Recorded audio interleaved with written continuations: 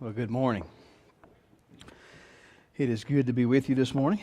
It's good to see we kind of bypassed the snow a little bit to our east today. That's a good thing. I'm kind of tired. I'm ready for green grass. Aren't you, Ben? I'm ready for green grass. Tired of feeding hay, but God knows the groundhog saw his shadow. I don't think that makes a hill of beans difference, but it's fun to watch. So March 20th is our first day of spring, and after that it will turn green. But until then, we'll be blessed to have a nice warm place to sit and be. It's only 8 weeks until Easter. All right? Believe that or not. 8 weeks until Easter, so be thinking about who you're going to invite to come to our Easter services. That means it's only 8 weeks until spring break. Okay? That's a good thing. And so teacher-type people think of those things and from time to time, and so we're blessed with that. But right now, we are in the middle of the series that we started off the year with. Okay, so we've got this, and next week we've got one more after today. This is a 6-part series, and so if you're kind of coming in at the end of the movie, let me be a good teacher and kind of review you just a little bit where we've been so that you can kind of understand. I'll catch you up real fast. Life is filled with choices. Okay, you make choices every day. Some are big choices, some are small choices. Some choice you make is just what we're going to have for dinner today. And here's the thing: if you get really caught up in that, let me advise you on something. Unless the Lord calls you home or Jesus comes back, all right, you're going to eat again. So it's not a big deal. Just go ahead and decide on something, and then the next time you'll make a different choice. So some decisions are huge, some decisions are not so huge, but some decisions that we make are life altering. Okay, some choices that we make set a course for the remainder of our life, and it's really hard to go back and remake some of those choices. They're big choices. They're big decisions. And we all face those decisions. We decide on if we're going to get married or not in life. We decide who that person is going to be. And those are big choices that we make. We make financial decisions all the time. We make big financial decisions. We sometimes get kind of drawn into making a financial decision that's really big, and we're going to talk a little bit about that. There's things that happen in our life. We make decisions on what we're going to do with our time. And we've talked about all of these things, all of these different choices. And what we've taken this whole series from is a passage of Scripture that comes from a letter that Paul wrote to the Ephesians, and we find it in Ephesians chapter 5 and verse 15. Paul says to us, be very careful then how you live. All right? Be careful how you live, that we don't live as unwise, but as wise. So if you're reading that, like I'm reading that, and we're looking at that together, then we have to kind of cipher that out. And this is why he says that, making the most of every opportunity because the days are evil. And he means from that we need to be careful because culture will take us a lot of different ways. So back that up to verse 15, if you don't care back there, Edwin. And let's look at that.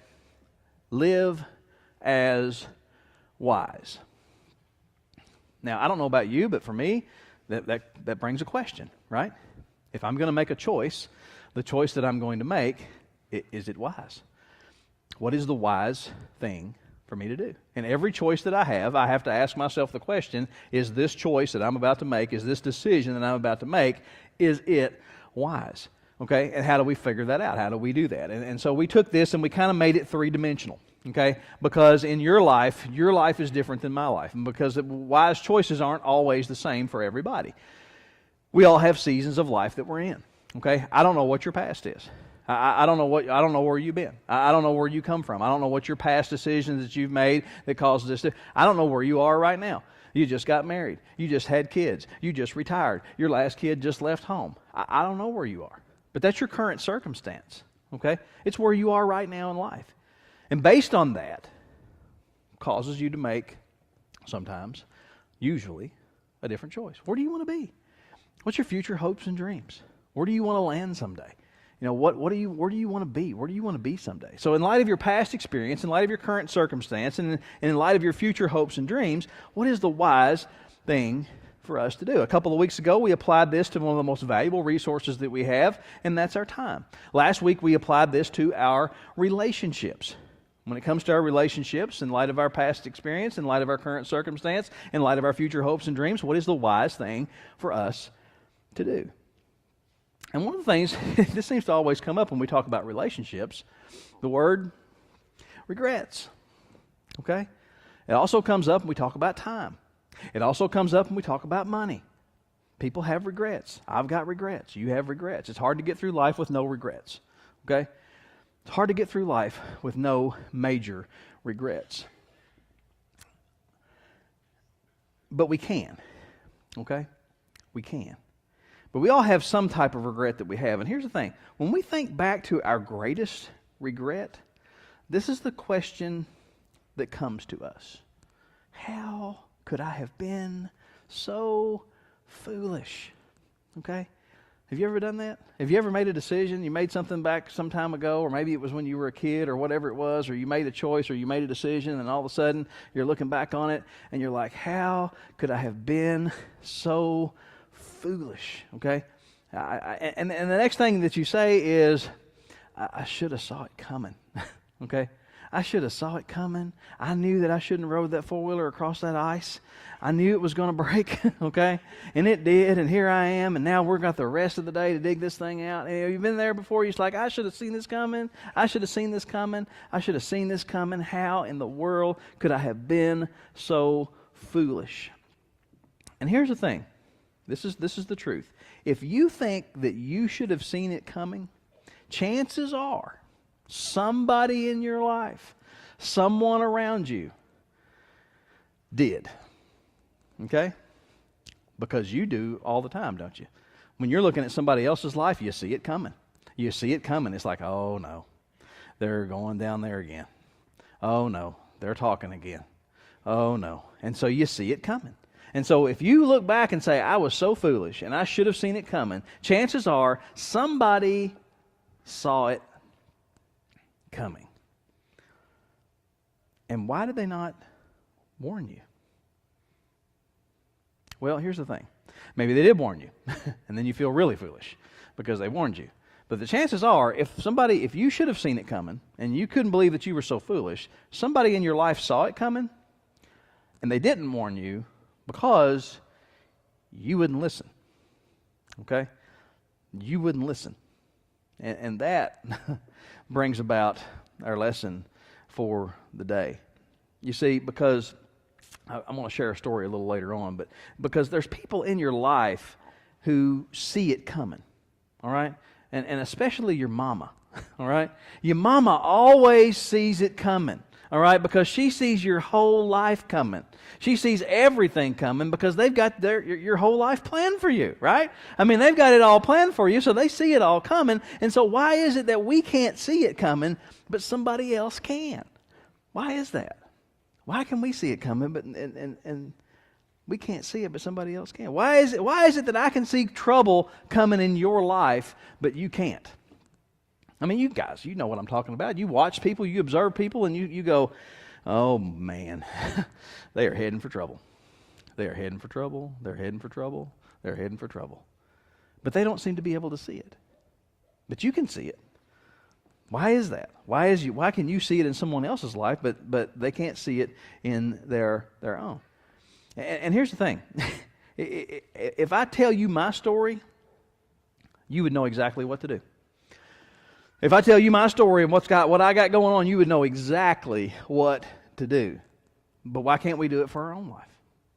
Why can't we do it for our own? And so what can we do about that? Here's the thing.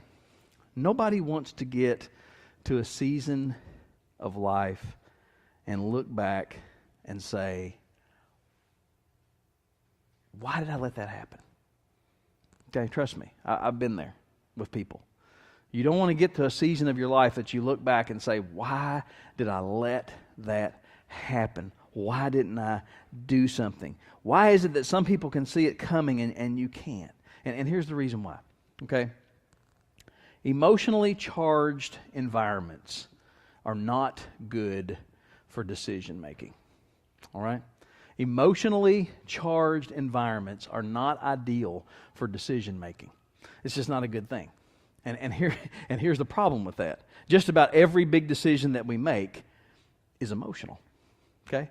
When you decide who you're going to marry, oh, come on. I'm in love, man. Okay? We are so in love. It's emotional. Yeah, you're getting ready to buy the first house, and all of a sudden you go in and it's everything that you hoped it would be, but it's $25,000 more than you had planned to spend, and all of a sudden it's an emotional decision. Okay? You're going to buy that first car, and you've driven it, and it's awesome, But yet you can't, the payment's going to be too high, but you've driven it, and it's just, it's the car I've dreamed of, okay? And so emotionally charged environments are not ideal for decision making, and all of our big decisions are emotional. Our emotions make the obvious seem less obvious. Okay? Our emotions make the obvious seem less obvious. You can't afford it. You can't afford to do this. Okay? Now is not the time. And all of a sudden we can't see it. All right? People outside the decision are not clouded by emotions. All right? I can see clearly. The rain is gone. Okay? They know what's going on. They're looking into your situation going, come on, man. Come on, huh? Come on. Can't you see? No, you're clouded by emotions. You're clouded by this emotional environment. And all of a sudden, the obvious, it becomes very less obvious. That's why when you're in the middle of a huge decision, when you're trying to sort all these things out and you're just wearing yourself out and you're just all drained out and your friends are around you going, what is wrong with you? Okay? I mean, this is clear. This is easy to see. I mean, you should just see this. It's just right in front of your face. Why? Why is that? You see, here's the thing. This is why I can manage your money much better than you can. Okay? I can manage your money much better than you can because I'm not emotionally attached to anything. All right? I can just follow you around and carry your money, and when you want to buy something, I can just look at that and go, no, it's a bad decision. You don't need that. You've already got one like it. But I want it. I don't care. Okay? I don't care. I'm making good decisions for you. I'm making good decisions with your money. Okay? I will never overspend. All right? I will never overspend. And this is what happens. This is why all the candy and all the kids stuff is in the checkout line. Okay? All right? It's why it's down low for them. And it's also when you put them in the cart, it's at the right place. Okay? And it's also where they can reach it.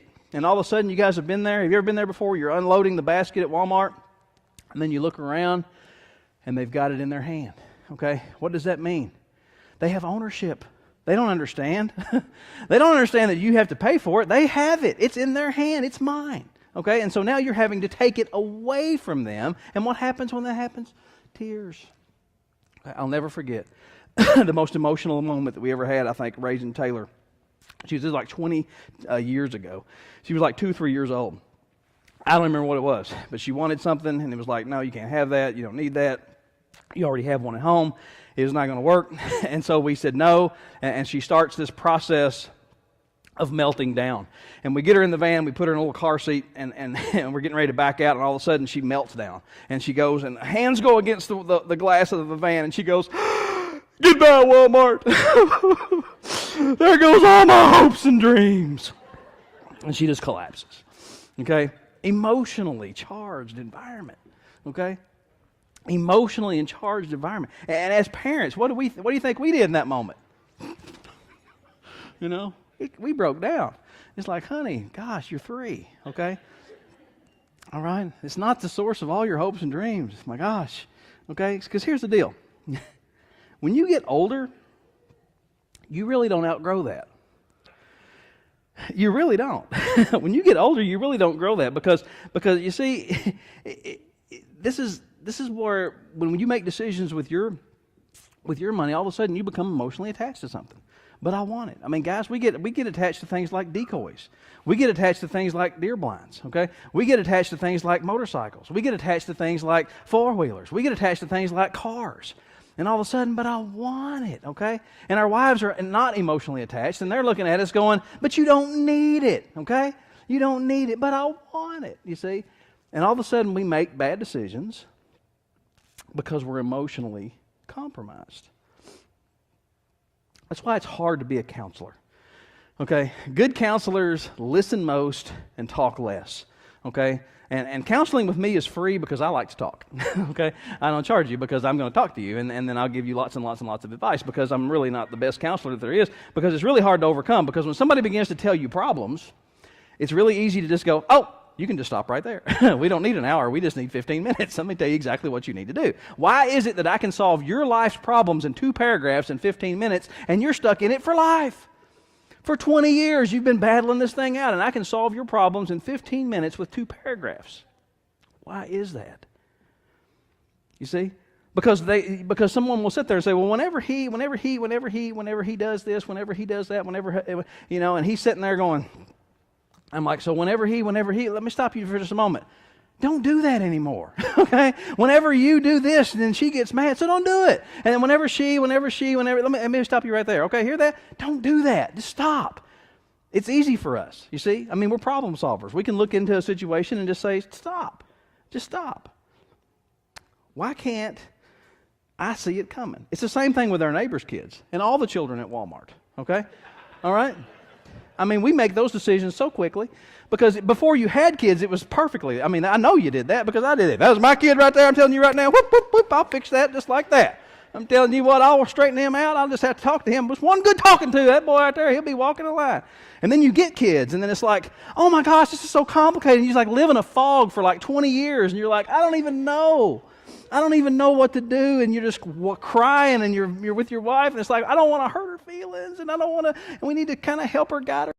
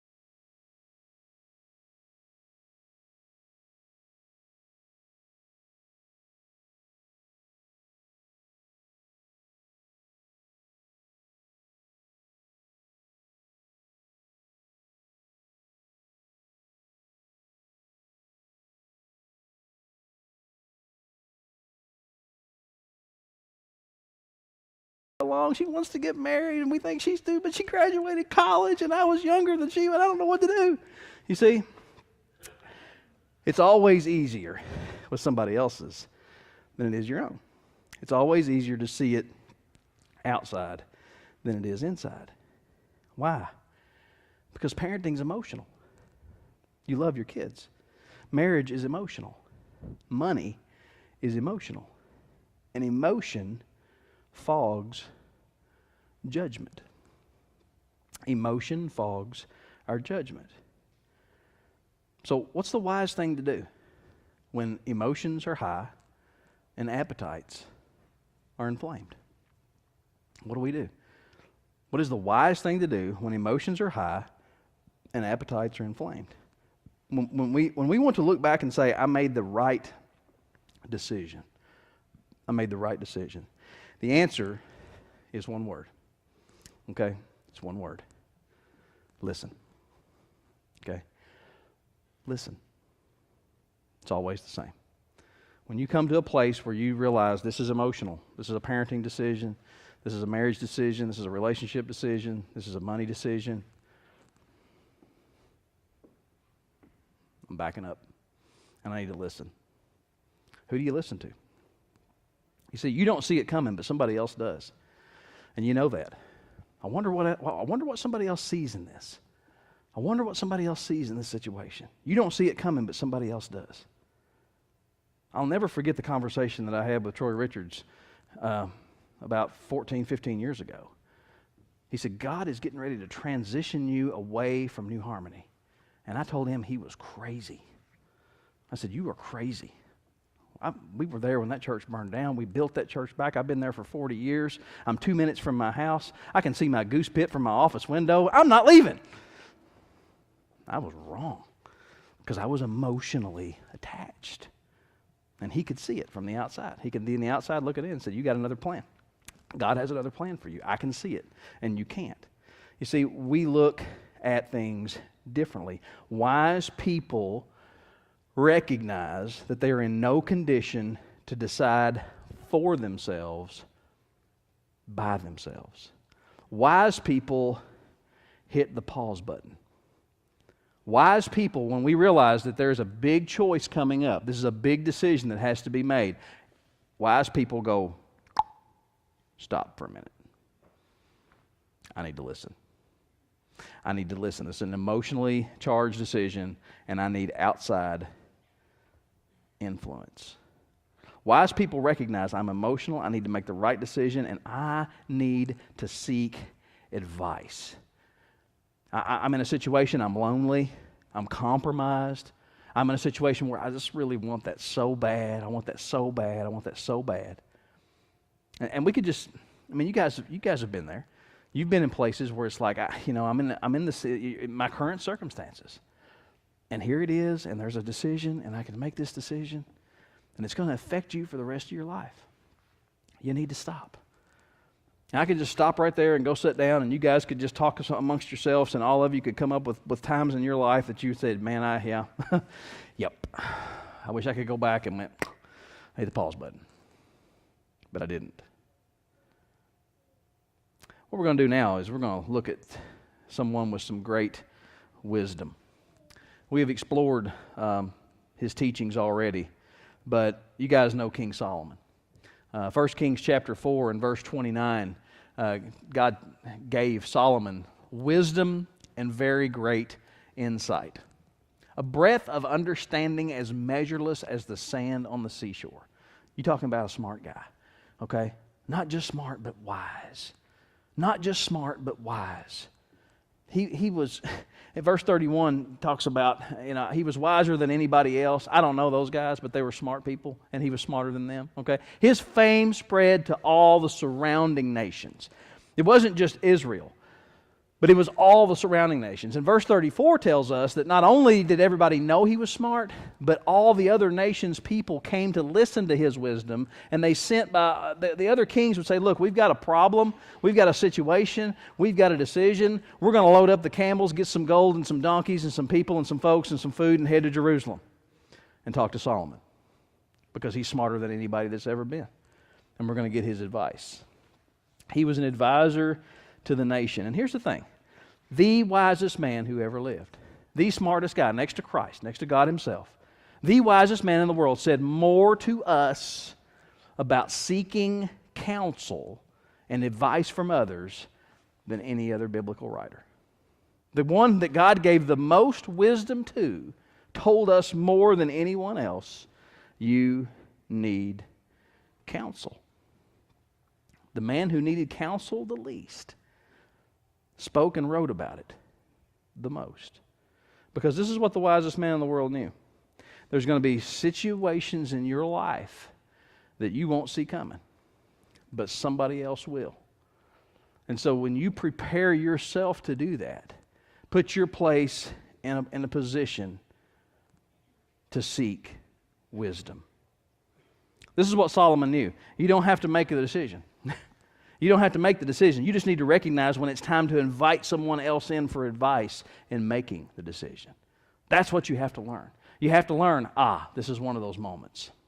This is one of those moments where I need advice. This is some of the things that he wrote. Proverbs chapter 9 and verse 9. This is what he said. Instruct the wise, and they will be wiser still. Teach the righteous, and they will add to their learning. You can never learn enough. You can never read enough. You can never gain enough wisdom. You have to continue to grow and continue to learn. Proverbs chapter 1 and verse 5, he says this, let the wise listen and add to their learning. Okay? And let the discerning get guidance, counsel, wisdom, advice. Because this is the other side. Proverbs 12:15 says this, the way of fools seems right to them. Are you happy living in your own vomit? I mean, you knew what was coming, right? Yeah, I knew what was coming, but I did it anyway. That's a fool. Because it's like, I knew what I was going to get, but I did it anyway. The way of the fool seemed right to them, but the wise listen to advice. Fools can't think back to a time when they were wrong because they always think they're right. A wise person is not someone who doesn't need counsel. They are the ones that listen to counsel. Proverbs 15:22 says this, plans fail for lack of counsel, but with many advisors they succeed. With many advisors they succeed. You see, I have different networks of people in my life. I love my cattle. I like working with my cows, and I have a network of friends and folks that I contact when I have a question. Ben Lloyd is one of them, okay? Because he's been around and he knows, and other people know, and other people have been around. There's veterinarians, there's lots of different guys. And so when I look at something and go, holy cow, literally, I've never seen that before in my life, okay? And so I'll text somebody, okay? And I won't text Josh because we're just now getting him to understand the difference between a Hereford and a heifer, okay? Just working that out. But I will text somebody else, and it's like, I'm not sure what's going on here. What do you know about this? Okay, what can you speak to this? Okay, but when it comes to church administration and budgets and those kind of things, I text Josh. Okay, because he's wise when it comes to those things. You have to have groups of advisors in your life that you seek wisdom from. Okay. I used to leave school when I first started teaching 20 plus years ago. And in the afternoons, I would leave school, and it'd be, something going on, and I'd have questions. And on my way home, I would turn right on Lewis Creek Lane, and I'd go up to Mr. Bennett's house, and I'd pull in his driveway, and I'd knock on his door, and we'd sit on the swing, and we'd talk. And he'd share wisdom with me, okay? Because he was wise. He had already finished his career. He was already there. And he spoke so much wisdom to me. And I'll never forget the final conversation that I had with him. He was dying of cancer, and he was getting short of breath, but he was still home. And it was the last visit that I made at his house before he went to the hospital. And I'll never forget the last thing he said to me when I sat down on the swing and we talked and had a glass of tea, and I got ready to go, and he said, pull those glasses off, and he said, I don't know how long I've got. He said, but I do know this. I don't feel cheated, and I don't have regrets. Now listen. From a wise person, that's powerful. I've never forgotten it. I don't feel cheated, and I don't have regrets. That's someone that not only gave wisdom, but also sought wisdom. Okay? My 10 years of ministry training and seminary extension really wasn't about a diploma. I don't even have it hanging up, okay? What it was about was 10 years of guys like Frank Doris and Roger Taylor and Glenn Armstrong. Okay, and when we would sit in a room, I would be gathered with men that had collectively over 150 years of pastoral experience. And the greatest times would be when they would take the textbook and they would close the textbook and say, "Now let me tell you something. Let me tell you something. Let me tell you about what can happen. All right? Let me give you some wisdom." And listen, you've got to have those people in your life. You've got to have advisors in your life, and you've got to listen.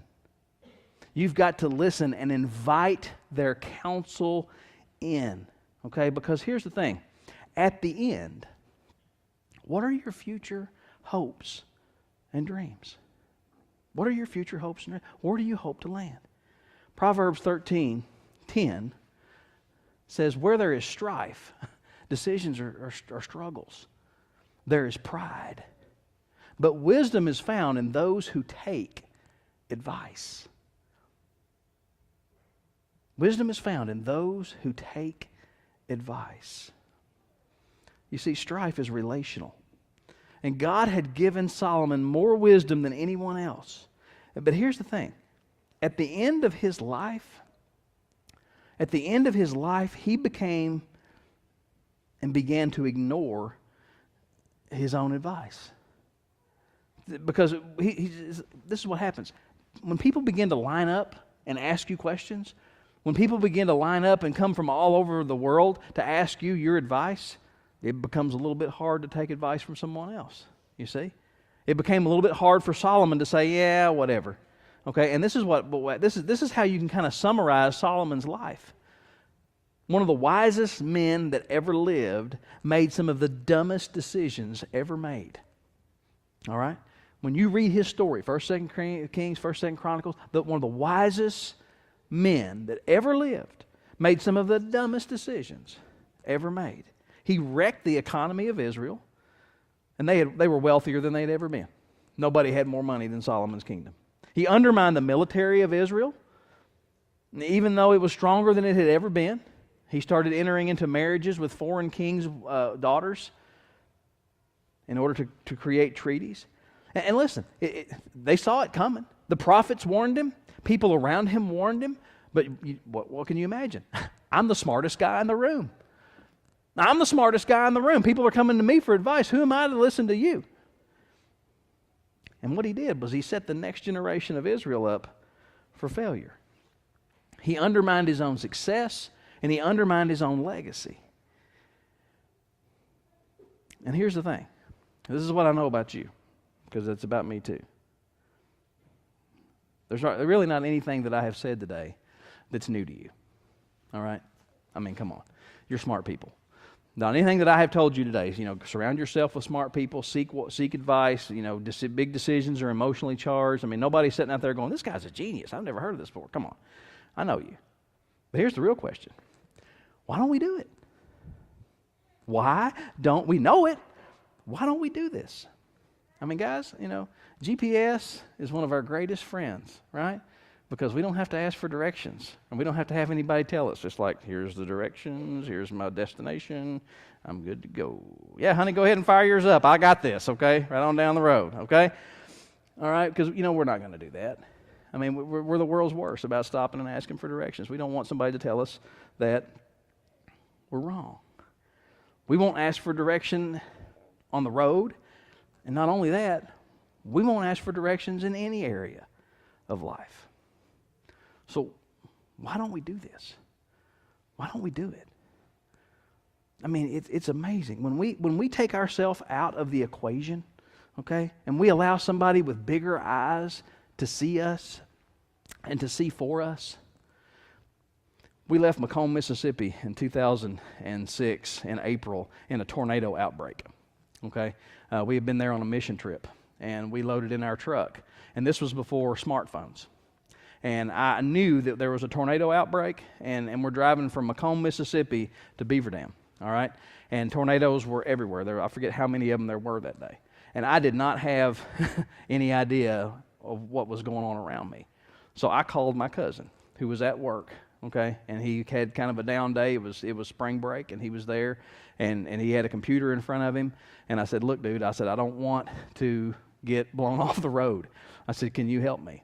And so for 11 and a half hours, I held a flip phone, okay? I got tennis elbow from that day, but for 11 and a half hours, I held that phone, and he told me where to go. Get off here.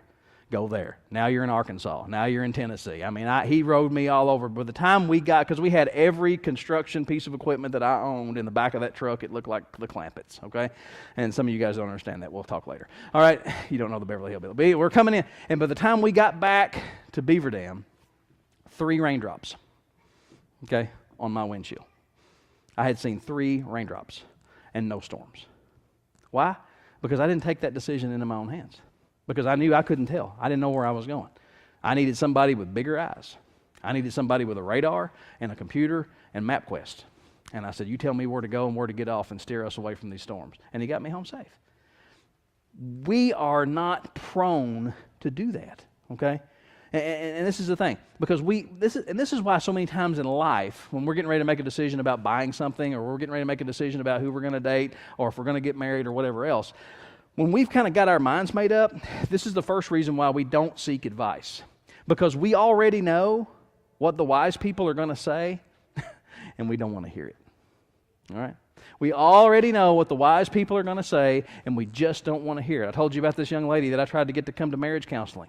It's like, will you come, will you come, will you come? Her husband was desperate. He's like, I can't get her to come, I can't get her to come. And I kept asking, why won't she come, why won't she come, why won't she come? And she finally told him, I'm not going to go anywhere where somebody is going to tell me that what I'm going to do is wrong.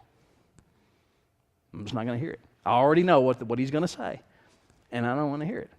That's number one, okay? Solomon's term for that, if you know what's right, and you know what you're supposed to do, and you just won't hear it, he says that you're a fool. Greg didn't say that. Fools simply know what they're supposed to do, and just refuse to do it. And here's the second thing.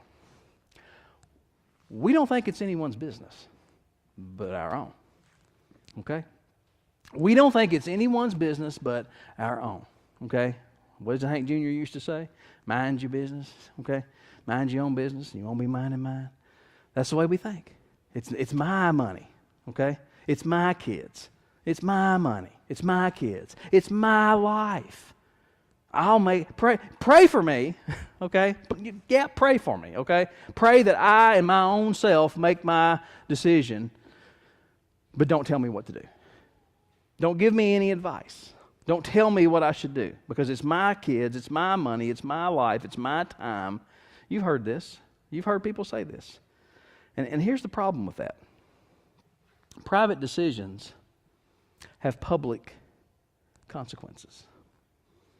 Private decisions have public consequences. Listen to me.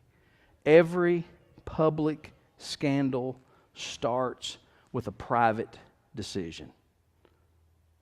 Always. Every public scandal starts with a private decision. It'll just be our little secret. Nobody will know. We're going to make this choice. We're going to make this decision. And it doesn't stay that way, does it? Every public scandal started with a private decision. All of them. Every embarrassing thing that is known about anyone began with a personal, private decision. And here's what we know. Personal decisions don't stay personal. And you know this. You know this. So why don't we listen? I'll tell you why. Solomon told us why. It's one word. It's pride. It's pride. Always. I don't need to be told what to do. I am an adult. I am 18. Okay? You ever heard that? I am 18. I am 18 now. I'm 18 now. I don't need to be told what to do. Solomon says, where there is strife, there is pride. And wisdom is found in those who take advice. Let me tell you something. Success is intoxicating. Success is intoxicating. I never can think of a time in my life that I had not intended on going to college, all the way through school. I was always a good student, always tried hard, wasn't the top of my class, but I always tried hard. And the thing about me going to college was, well, nobody in my family ever had. My mom and dad had ever been to college. None of his brothers or sisters had ever gone to college. None of my mom's sisters, she had never gone to college. Nobody in my family had ever gone to school and graduated. But I was going to go. I never thought of anything else. When I started going through school, I started looking for something that was important to me, or something that I could fit into, or something that I could do, or something that would be of interest to me. And I was never I was never an athletic person. Okay. All right, my daughter wears me out about this all the time, okay? I went out for basketball in the 5th grade, and Jerry Don Carpenter was like, I just don't think this is the place for you, son, okay? Yeah, it's hard for you to believe. It's like, you got cut from the 5th grade. Yeah, I got cut from the 5th grade, okay? The scars are pretty deep, but it's okay. I'm getting over it. But when I got to high school, I took ag class, okay? And when Mr. Hackett said, can you memorize the creed? I memorized the Gettysburg Address in Mr. Morris's class at Southern. Yeah, I can memorize the creed. That's not hard. And so I memorized the creed. And I could remember things, and I could hear something, and then I could talk. And FFA became my deal. And it's like, this is cool. This is pretty awesome. And so I came up through the ladder in FFA at Ohio County, and then the next thing you know, I was elected as the president. And I went to the Green River Region officer elections, and I ran for office, and they asked me some questions, and they started reading off the roster for that night, and all of a sudden, man, it's regional president. And they called my name. And I'm like, wow, that's amazing. And then I went to camp, and I ran for camp council, and I was elected to camp council. And then all of a sudden, I wanted to be a state FFA officer. I mean, that was my prize. That was my eye was on that prize. And it's like, I want to do this. Okay, there's 15,000 members in FFA in the state of Kentucky. Every year at that time, they selected 13 officers. And so I went, my good friend Jeff Nally over at the radio station in Owensboro. I was working at the WLLS in downtown Hartford at the time as a senior in high school. And I went to Jeff and I told him, I said, I want to be a state FFA officer. And so he sat with me and he counseled me for an hour.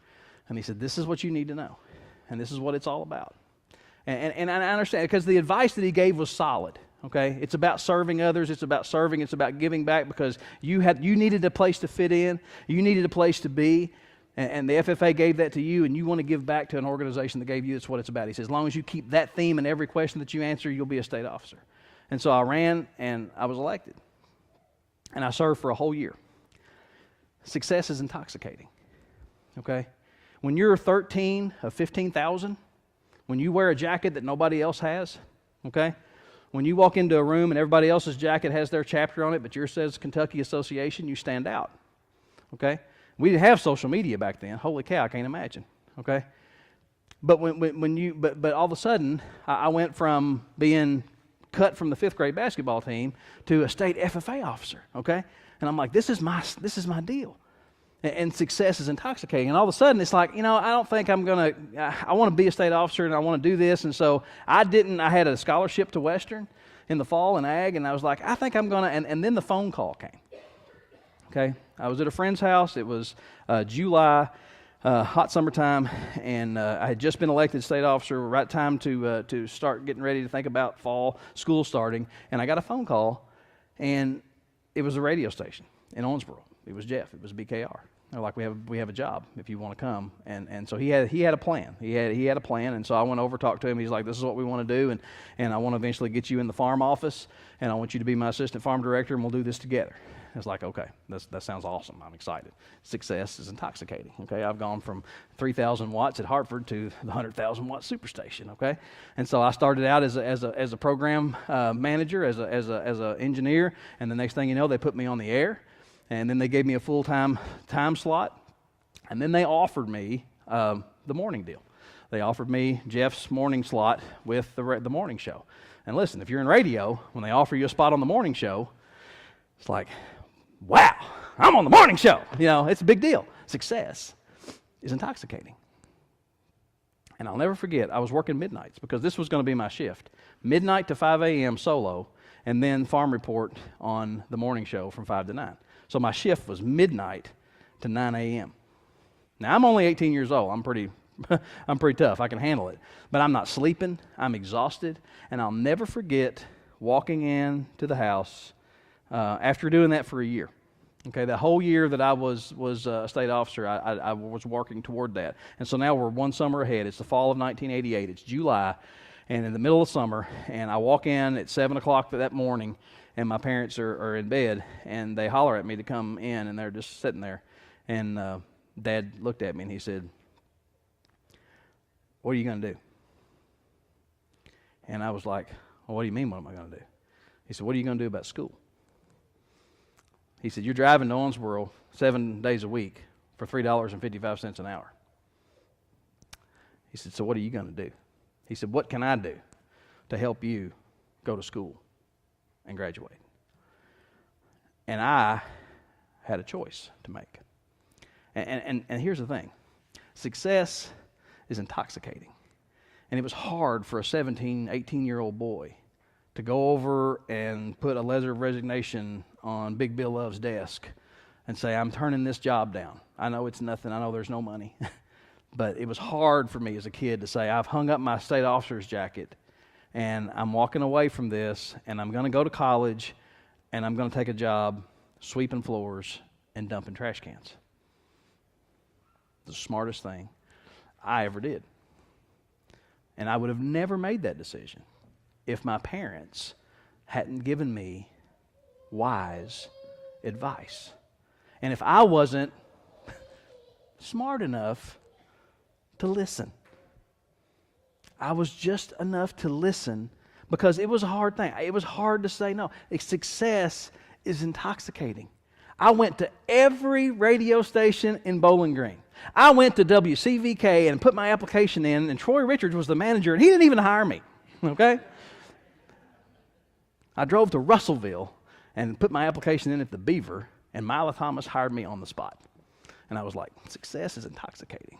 So I drove to Russellville and did the weekend show for the first semester of college and finally came to my senses. I'm like, look, you're just doing this because you can't hang up the headphones. You can't put it down. You can't walk away from this. You're addicted to this. And so on a Sunday night, after I finished the Sunday night show, I wrote her a letter, and I took the headphones off, and I hung them on the microphone, and I just walked out. And I didn't ever go back. It was the smartest thing that I ever did, because here's the thing. Failure is humiliating. All right? Success is intoxicating, but failure is humiliating. And men hate to feel inadequate. Okay? We hate to feel inadequate. So when you point out what we need to do to help us in our inadequacies, we generally resist. Okay? We generally will resist because it reminds us of our own, and even the solution to the inadequacy. We push back. We love to read stuff about things that we're good at, okay? I got Cow Country News laying all over my house, okay? We love to read things about what we're good at. But if you hand me Exercise Weekly, I don't know if that exists. I might push back a little bit, okay? When somebody says, "Hey, you know, here's some Weight Watchers Plan magazine. You want to read?" And it's like, I don't know. You see, when we look at something we need to work on in our life or improve on in our life, we become a little bit, I don't know. And what is that? You know what it is. It's pride. It's pride. Every time. You see, I'm not going to go to a counselor because I have to figure this out on my own. So I will feel good about myself. That's pride. And God said, no, that's not the way I designed you. I designed you for community. Pride tells you that you have to get out, have to get out of it on your own. And God says, that's not how I designed you. Listen, don't come to a place in your life where you say, I should have seen it coming. Because somebody can see what you can't see. Somebody can see what you are pretending not to see. Wise people know what they don't know, and they are not afraid to engage people who know. 1997, October. Sandy and I have been married 6 years. I had just surrendered to the ministry. 1 year, very small church. Again, success is intoxicating. And when God called me to a small country church in Brooklyn with 12 people, I was like, okay. I tried to say no, but that's where He called me to. Our marriage was strained. Our finances were strained. Things were tough. Lady that owned the bookstore, Glenda Fleener, the Odyssey bookstore in Morgantown, she called us, sweet lady, bless her heart. I loved her. And she called me and she said, Greg, we're having a pastor appreciation breakfast at the library on Saturday morning. We'd love for you and your wife to come. I said, okay. So we went, had breakfast. And when we were there, the door opened and this guy walked in. He was kind of goofy looking, real tall, funky hair. And his name was Rick Ripke, okay? And he was a Christian counselor. And he was our guest speaker for that morning. And as soon as he finished speaking, I went up to him and I said, I need your card. I need your address. I need your phone number. And Sandy and I began going and meeting with Dr. Rick. I'm going to tell you something. If I hadn't have made that decision to invite a marriage counselor into our life, into our marriage, I don't know that we would have made it. I don't know that 27 years later that I could stand here and say that we're okay. And I'm proud to say that I wasn't so prideful that I was going to try to make that on my own, because I knew to bring somebody into our life. And now 27 years later, when my daughter was getting ready to make the biggest decision that she'd made up to that point, guess who we called? Rick. She went to see Rick. She went to see Rick to get things prepared. Why? Because when she was little and was dealing with stress at school, she had to make A's on everything and she would just wear herself out. We took her to Rick. I said, I don't know how to help her. She's just like me. If I thought I was going to make a bad grade in 4th grade, I'd pull my hair out and go crazy. So help her. She needs help. And so we turned some of that over and asked for advice. Listen, wise people recognize I'm not smart enough to handle this on my own. I can't get this done on my own. I need to invite somebody in. See, it's so prideful for us to say, I can do this on my own, I can do this on my own. And God reminds us, I did not create you that way. I created you for fellowship, and I created you for community. You can't do it on your own. Don't try. He doesn't expect you to. When you do, it sets you up for failure, and it sets you up for disaster. Wise people know what they don't know, and they are not afraid to engage people who do. Why is it that if we love to work on cars that we'll call somebody in a heartbeat and ask what they know, but when it comes to our finances, when it comes to our marriages, when it comes to places that we might feel a little bit inadequate, that we're hesitant to reach out and ask for help? So in light of your past experiences, in light of your current circumstances, in light of your future hopes and dreams, listen. Listen. Surround yourself with godly advisors. We teach this to our kids at school. I'm the advisor of the FFA. And every time we meet, I stand up and they say, the advisor. And I say, here by the owl. Why by the owl? Well, being older than the rest of you, I'm asked to advise you from time to time as a need arises. And I hope that that advice will always be ripened with wisdom. Okay? You see, and that wisdom comes from God. And so we are to listen. We are to listen. God will use the voices of other people in your life to guide you. You need that support. And it begins with a relationship with Him. When you have a relationship with Christ, He will point you to people. Your development, your discipleship, your growth will put you in groups of other people, and because you need a place where you can say, hey, can I talk to you? Can I share something with you? And feel comfortable. And you can feel comfortable with that they're not going to take it and go, whoo, guess what I heard this morning? I'm going to put this on Instagram, whatever, okay? You need somebody that just says, oh, man, Because you know what happens 99% of the time? 99.5% of the time, your deepest, darkest secret, your hardest thing to share, the roughest thing that you've got, when you've got a spiritual brother or sister, when you've got somebody that you can really confide in and you can lean on, it's happened to me 99.9% of the time. When I go and say, I want to share something with you. And they turn right back around and go, yeah, I know. I struggle with it too. And then you can bond. Okay? Don't let pride tear that down. Success can be intoxicating.